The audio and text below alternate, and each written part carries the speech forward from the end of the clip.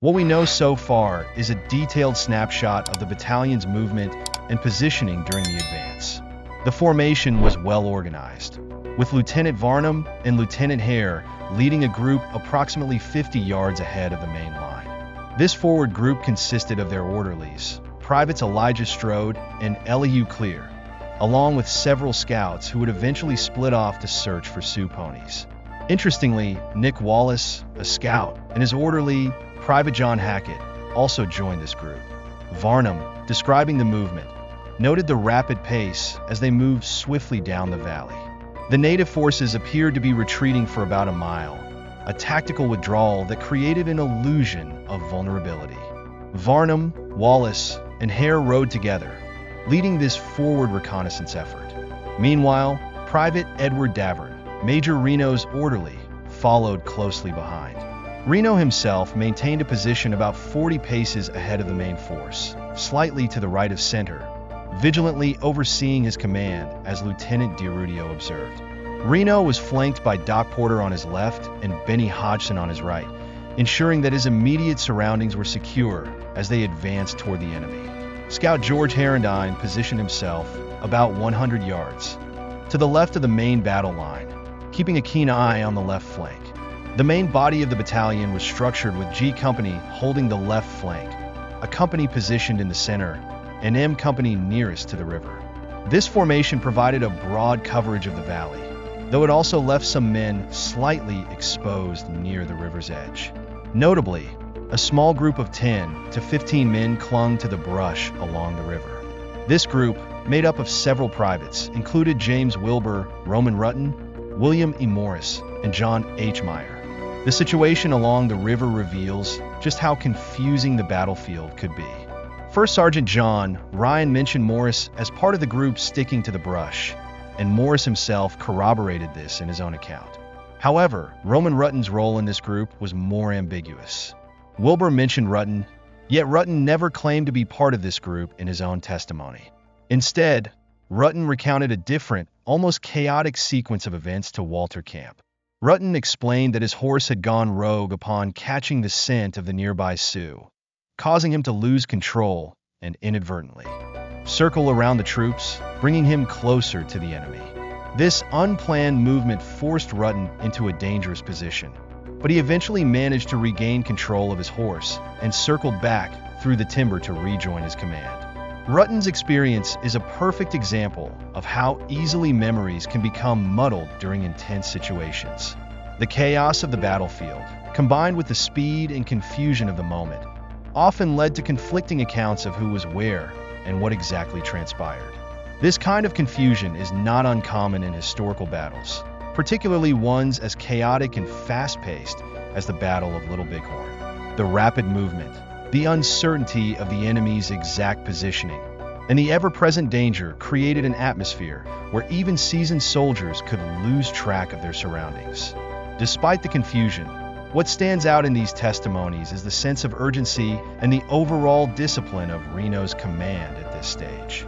The battalion's organization, the placement of key personnel like Reno, Varnum, Hare, and the scouts, as well as the forward reconnaissance efforts, show that Reno was operating with a clear plan in mind. His position at the forefront of the advance, closely watching his troops, and overseeing the line's order, suggests that he was actively engaged in leading his men through the valley. As the battalion pressed forward, the tension mounted.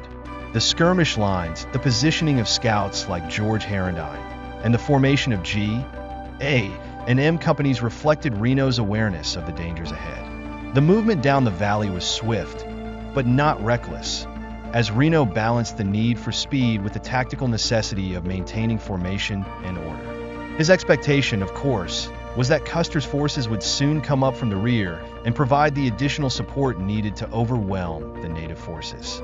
However, the retreating Sioux were not fleeing. They were drawing Reno and his men deeper into a trap. The native warriors, experienced in guerrilla tactics, used the terrain and the natural cover of the valley to their advantage. And as Reno's forces advanced, they unknowingly walked into a more precarious situation. The dust cloud rising from the village, noted by scouts and soldiers alike, signaled the movement of the Sioux forces, but the scale of what was coming was still unclear to Reno and his battalion.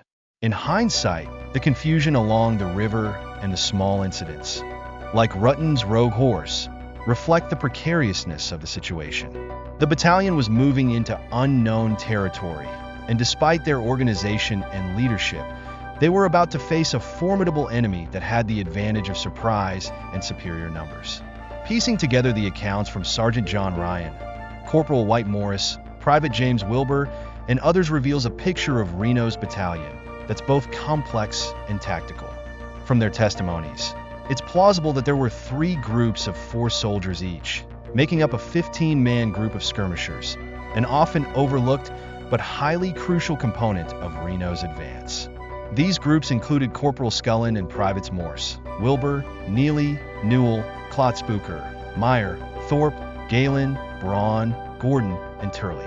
Alongside them were 3 non-commissioned officers, Ryan, White, and O'Hara, who made up the core of the skirmishing force. At this point, Reno had ordered his troops to advance at a controlled gallop. His leadership was measured, carefully adapting to the terrain and pace of the situation. Behind the main force, trying to catch up, were 2 of Custer's key scouts, Fred Gerard and Charlie Reynolds, a scout that Custer particularly trusted. The scene now unfolded from left to right, and the action began to intensify. Lieutenant Varnum, riding ahead of the main body, spotted a large group of Indians in the distance. They were creating dust, darting back and forth across the valley in a seemingly coordinated effort to obscure their true numbers. Varnum, uncertain of the Indians' intentions, glanced back at Reno's battalion. He observed the troops shifting from their column formation into a line, a tactical maneuver as they prepared for the possibility of a counterattack. The Indians appeared to be positioning themselves to halt the soldiers' advance and then launch a counteroffensive. This back-and-forth movement, with the native warriors retreating but never fully exposing their camp, was designed to keep the soldiers at a distance while preparing to strike. As Reno's battalion continued their march down the valley, the Indians maintained their strategic retreat, always keeping just out of reach. Lieutenant Varnum, now positioned further left and deeper into the valley, began to notice more teepees in the distance, revealing glimpses of the sprawling Sioux camp. Yet, despite their proximity, the village itself remained largely hidden, cloaked by the dust clouds and the Indians' evasive maneuvers. Lieutenant Hare, slightly ahead of the main line and about 200 yards from the foothills, saw the same rising dust cloud, signaling the movement of the native forces. Similarly, Lieutenant Nick Wallace reported an increasing number of Indians as the battalion moved about 1.5 miles down the valley. The dust was rising thicker now, and the tension among Reno's men was palpable. Private Edward Davern, Major Reno's orderly, noticed a group of 20 to 40 Indians near Fort A. This group was circling and signaling danger, a warning sign that the confrontation was about to escalate. Shortly after crossing the river, Reno made the critical decision to deploy a skirmish line. This move was essential, providing both defensive and offensive positioning as the battalion prepared for a possible ambush. Private Davern joined Lieutenant Hare, positioning themselves 200 yards in front of the main skirmish line. Ahead of Reno's forces, a group of scouts, including Little Sioux, One Feather Strikes Two, Red Star, Boy Chief, and Whole Buffalo, were actively circling, searching for Sioux ponies. These scouts played a vital role in keeping Reno informed of the movements of the native forces, while simultaneously attempting to disrupt the Sioux's mobility. Despite their efforts, the tension continued to mount. The Indians were retreating toward their camp but always kept a careful distance. Reno's battalion advanced with discipline, but the visibility was poor due to the ever-thickening dust. The sound of hoofbeats and the occasional shout echoed through the valley as both sides jockeyed for position. As Reno's men pressed forward, the Sioux warriors' strategy became clearer. Their retreat was tactical, drawing the soldiers further into the valley while they organized their counteroffensive. The dust and confusion created by their rapid movements made it difficult for Reno's troops to gauge the full strength of the enemy. The village remained hidden, but the soldiers could feel that they were getting closer to the heart of the Sioux encampment. Varnum and Hare, positioned ahead of the main line, were now facing a much more organized force than they had initially expected. The native warriors were no longer simply retreating, they were preparing to fight. The dust cloud rising ahead was a signal, and the soldiers knew that a larger battle was about to begin. Despite the sense of urgency, Reno's men remained composed, following his orders with precision. The scouts, meanwhile, continued to provide invaluable information. The native forces were far more numerous than initially thought, and the soldiers now had to brace themselves for what was likely to be a fierce and bloody battle. The deployment of the skirmish line gave Reno's battalion some defensive cover, but the open valley and the sheer number of Sioux warriors meant that they were walking into a precarious situation. This moment, filled with tension and uncertainty, set the stage for one of the most critical phases of the Battle of Little Bighorn. Reno, his scouts, and his men had advanced deep into enemy territory, unaware of just how outnumbered they truly were. The dust, the movement of the Indians, and the rapid advance of Reno's battalion all contributed to a scene of mounting chaos. As the soldiers prepared for the inevitable clash, the full scale of the native forces they were up against remained hidden, just beyond the haze of dust and distance. The battle was about to explode, and Reno's leadership, though later criticized, was focused on navigating this dangerous terrain with as much speed and caution as possible. What lay ahead would soon turn into one of the most infamous encounters in American military history, and the soldiers, already feeling the weight of the moment, could sense that they were walking into the unknown. As Strike Two and his fellow scouts crossed the Little Bighorn River, they stumbled upon a herd of horses being guarded by two young Sioux warriors. Initially, it seemed like a manageable situation, but more Sioux soon arrived, signaling that they were prepared to defend their herd. Boy Chief, one of the scouts, noticed that although the village had started to stir, the level of gunfire remained low. On the far left of Reno's advancing battalion, dust and the presence of more Sioux continued to dominate the landscape. Despite this, reports on the village's size were scarce. The troopers had hardly fired their weapons, as the scouts were focused on capturing Sioux ponies, following their orders diligently. Meanwhile, Dr. Henry Porter observed only a few Indians, but a significant number of ponies in the distance. His account contrasted with that of Major Reno, who claimed that every pony he saw had a rider. Reno also mentioned that there were times when he couldn't see the village at all, likely due to the winding nature of the river and the dense underbrush lining its banks. This suggests that Reno, positioned closer to the right center of the advancing line, wasn't as far left as the scouts who had a better view of the terrain. George Herendine, positioned ahead, observed a large group of Sioux waiting in ambush, with some concealed in the timber along the river.